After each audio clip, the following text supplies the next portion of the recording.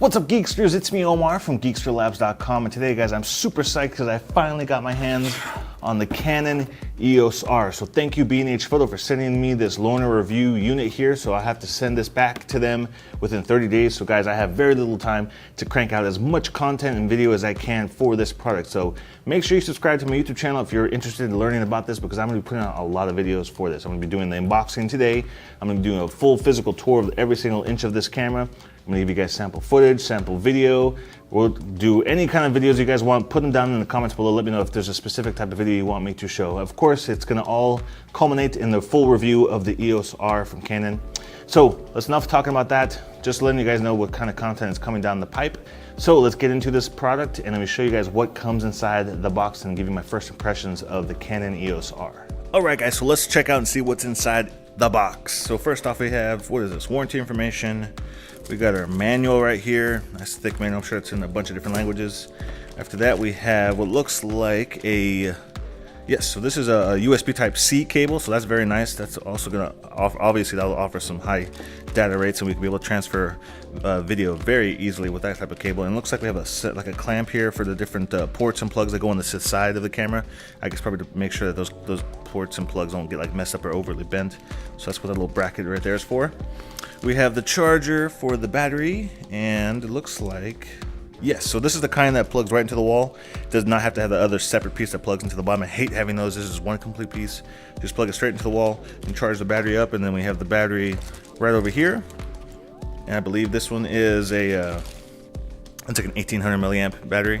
1865, I think is what it is. So nice large battery for that.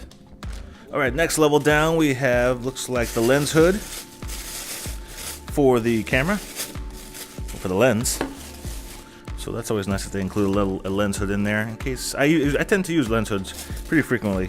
Not really so much to block out sun, but just to kind of protect me from bumping the lens into anything. So it kind of sticks out and protrudes a little bit more. So that's there. It looks like we have a pouch. Oh, interesting. So they do include they have a lens pouch. That's pretty nice. I've never seen that before with one of these cameras. That thing looks really big, so this lens must be super chunky. So I'm looking forward to checking that out. So this is like a really nice, soft, pretty thick though. It's like a thick pouch that I guess you can use it for keeping your lens inside this. And below that we got, of course, the EOS R banded. Very nice. So usually it just says EOS, but EOS R neck strap. I don't usually use these, so I'll keep that inside the packaging. And below this we have the lens and the camera. All right, so I took the lens out of the packaging and the camera body as well. This is a super chunky lens. This thing is massive. I love how it's so big. Although I do have large hands, so that's probably the reason I kind of like that a little bit more. I've kind of gotten so used to the little small, tiny Lumix, Panasonic Lumens lenses that this one is a nice size. This kind of reminds me of those Cine lenses. I have one of those Cine lenses, and it's kind of about this big. So as you can see, there is that one programmable ring that's kind of new about these lenses. These are lenses. So you got your zoom, your focus, and this is the 24 to 105 lens, just so you're aware with this kit. And so then we have this other here, programmable little ring. I kind of like how it's smooth, but it clicks. So it's not like a completely smooth movement. It is a click movement, so that's kind of nice. I'm probably going to program that to like ISO or something. And then here we have the camera body itself. Man, very small, very lightweight. I mean, the lens, I feel like the lens weighs more than the camera itself. So let's pop this on. Let's see. Oh yeah, that feels nice in the hand. Okay, I'm digging it. I'm liking it. So I'm gonna be giving you guys a full body tour of this camera and like really super detailed a little bit later. But this is just my first impressions. First impressions are pretty nice. I will say though that I'm kind of disappointed with some of the lack of buttons on the back. It feels like I've gotten so used to having all the different options and extra buttons and things on the back of my GH5 that this feels kind of weird. It almost reminds me of like the T3i or I guess what is it now, T7i. I can't remember which ones that's available now. I almost think that the 80D Canon feels like it has more buttons than this one does.